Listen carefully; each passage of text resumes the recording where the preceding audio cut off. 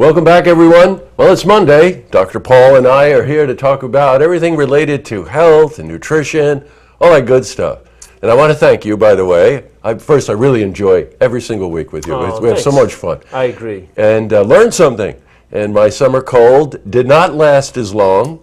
Of course, I've still got some of the residual I hear a little benefits, lingering, a little lingering. You look and But the zinc and the this and that, and it really worked. You're back on your A game. Yes, I'm back. Awesome. At any rate, so we decided we're going to talk about summer sports injuries. Yes. Big category, plagues everyone from the weekend warriors, you know who you are, to triathlon athletes and everybody in between, right? No one is immune to them. That's right, it's true. Yeah. Now, before we went on air, Dr. Paul and I figured out we're going to break it into 4 categories, correct? Yep. And let's start with the big one. Yeah. Lower back pain. Lower back pain. Lower back pain. I mean, who doesn't, if you're anybody that's been active throughout their life, you've had at least one episode of this lower back, and it's usually people associate it with the kind of the straw that broke the camel's back, and they're maybe bending over for something. Yes, That's not necessarily what has triggered it. It's actually probably been precipitated by something much earlier that you've strained, and then it's just that act of bending over. But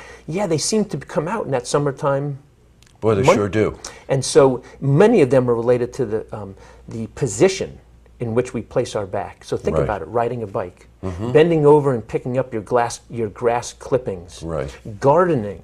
So there's lots of different ways that we're active outside in the beautiful weather that we trigger that lower back pain by doing something that compromises our back stability because we've bent over inappropriately. Right. You know what? I told you that story. Yeah. I was on the dock and I leaned over to pick up a scuba tank. And I thought it was empty. And it wasn't empty. It was full.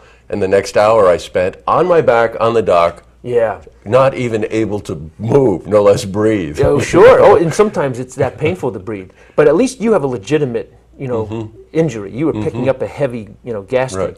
I was once bending over to pick up a tennis ball, and that broke my back. Oh, tough one. So well, that just goes to show you that it's, it could be triggered by any awkward motion. But you make a very strong point that it's not the act itself that's a problem. It's usually the fact that there wasn't any prevention. And we're going to get back into prevention. But let's move on so we can get these all categorized. Good. I would just say, let's go to muscle cramping. Muscle cramps, yeah. So muscle cramps are usually the result of overexertion. So if you've been out in the hot sun, hot weather, humid, you haven't hydrated properly, you're going to develop a muscle cramp. And so at some time point, many of these summer weekend warriors develop a muscle cramp because they haven't hydrated properly and they haven't conditioned their muscles adequately to perform that type of activity. Shoulder injury, another big one. Think about the things that we do in the summer. All the throwing activities, softball, wiffle ball, baseball, throwing a frisbee, throwing a football on the beach. I mean, we have so many overhand, and not to mention all the racket sports that people play in the summertime. Badminton and tennis. So shoulder and swimming. That's right. Exactly. So we do so many things in the winter, in the summer months that we don't do in the winter months. I mean, think about what happens in the winter. We go dormant, right? I mean, literally, our body kind of goes dormant, and then this beautiful weather comes out, and all of a sudden we're starting to throw things and move those upper limbs. And injuries of the shoulder are very common in the summer. Good. Let's hit those 2 injuries then: the back pain and the shoulder injury. What do you recommend that people do to get back, so to speak? Yes. So, they have to take strain and stress off of that joint. So resting. So resting is key. Resting and ice. If I were to say across the board with the majority of injuries, rest and ice. And then compression. And in the case of something like a shoulder or a lower extremity injury, you need to elevate it to take the pressure off of it. Now, in your case with your back, you did the appropriate thing. It's kind of hard to take the pressure off your back while you're still standing. So the only way to alleviate that compression force on the lower spine, such as what we're doing right now, is to lie on your back. So you did the right thing. So many people also consume, I would say, anti-inflammatories. And those aren't necessarily the best option. Yes, they reduce inflammation, and I might have a lot of, in the medical community cringing right now, but I'm a proponent of doing it holistically. Yes, and I think there's a huge growing body of evidence to show that these overconsumption of anti-inflammatories, first of all, place a terrible strain on your gastrointestinal system, so they lead to ulcers in some cases with high dose. Sure.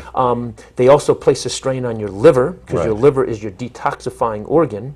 And then they also, Jesse, which is really ironic, is they can sometimes wear down the joint area and the area where the injury was occurring. So yes, they can decrease the inflammation, but they can compromise the integrity of the fluid and the structures within the joint itself. Oh my God. So what can you do holistically? Yes. Well, we'll wait for that to get. Well, no, that's fine. Let's go into that. All right, so I'm glad that you gave me this opportunity because I think it's an important one. So instead of taking a non-steroidal anti-inflammatory or one of these more powerful, potent pharmacological intervention strategies to reduce inflammation, things like cinnamon.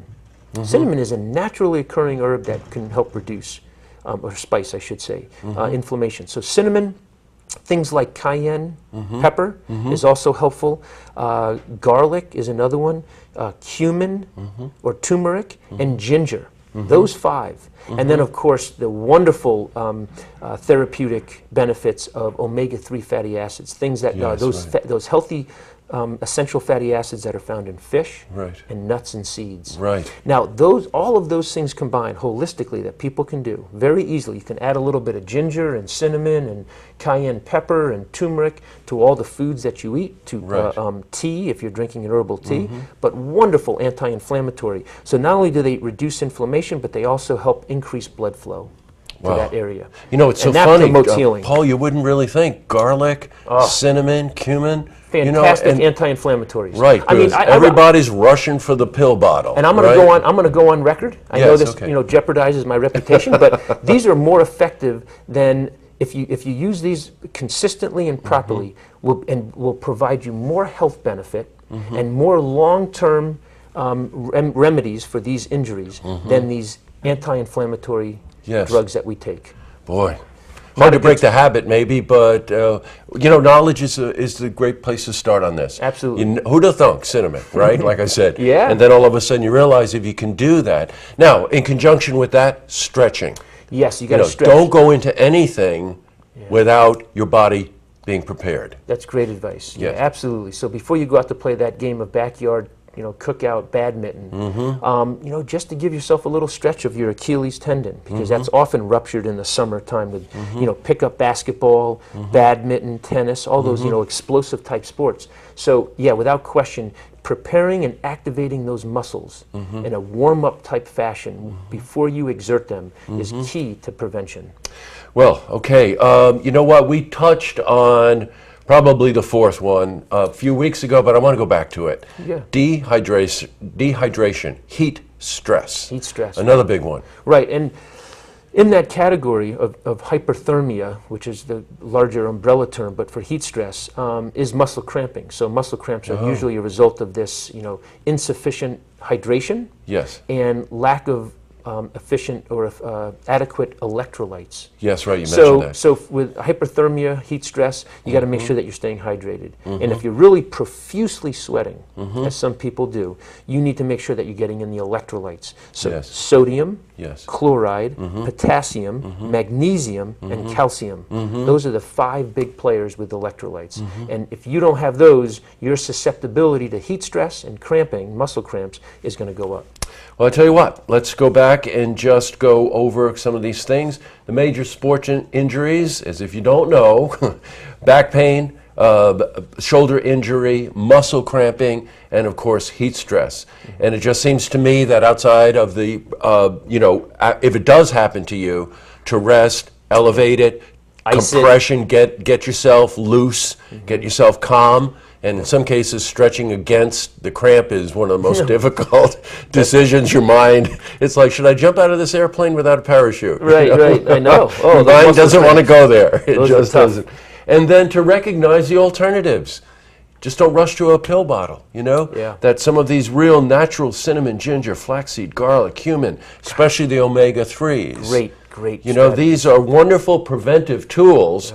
They reduce inflammation. Yep. correct? Yes, they do. And they increase your stamina. Increase blood flow. Yeah, sure. Yep. Good.